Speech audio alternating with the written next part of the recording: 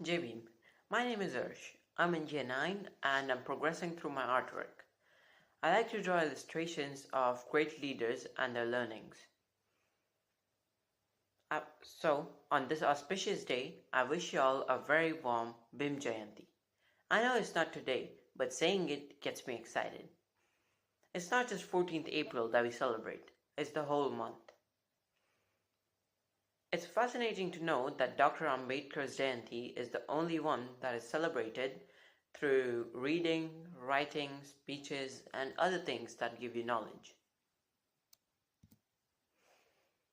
That is me in the Bodh Gaya Temple Peace March in London.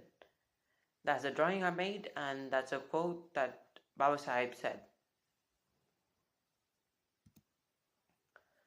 Dr. Ambedkar spent most of his life in learning for the upliftment of marginalized people who suffered for thousands of years due to casteism.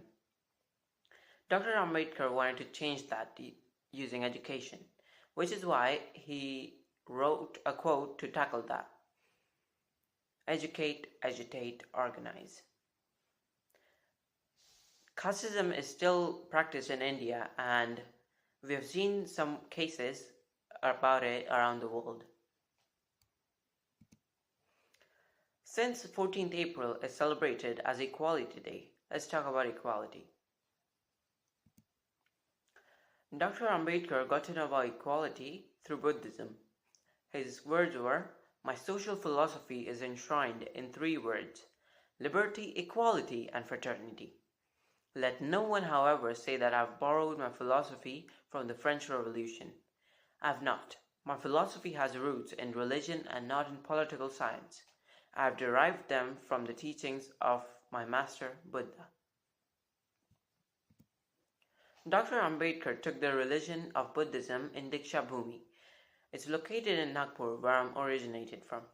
Along with him, millions of people also changed their castes. Dr. Ambedkar not just advocate of education, but also a big fan of women's rights.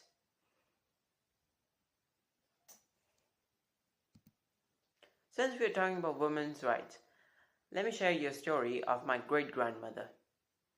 My grandmother often told me her stories. My great-grandmother's name was Kaushalya. She lost her husband at a young age, which is why she had to move to the city with her 5 children, and she started selling bananas. She was determined to educate her children and give them a better life. And every time I visited her, she always said, "Go to school and learn and become an officer." She was a brave woman. I bet if she had got an education, she would have been in a really good governing position. Since I'm in the UK, I got to know about a few women's rights activists, one of them being Mary Wollstonecraft. She was also known to start the first wave feminism. She was mostly self-taught and didn't get any education. She was a translator. She translated German, French, and Dutch. She wrote a lot of books, one of them being A Vindication of the Rights of Women, which is an influential one. Her quote was, "Girls should be taught to reason and make their own decisions." Another woman I learned about in the UK was Emmeline Pankhurst. She was known to give women the rights to vote. Her quote was, "We are not here because we are lawbreakers. We are here with our own efforts to become lawmakers."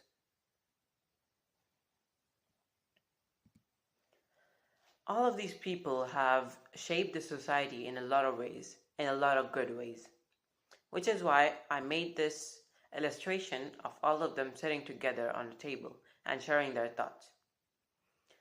Where Mary Wollstonecraft saying, "I don't wish women to have power over men, but over themselves."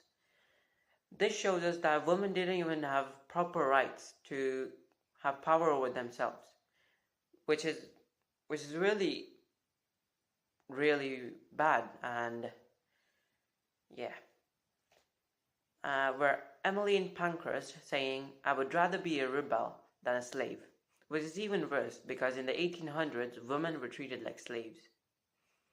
And Dr. Ambedkar saying, "I measure the progress of a community by the degree of progress which women have achieved," which shows us that women could change a community or a society in a lot of ways, in a lot of good ways.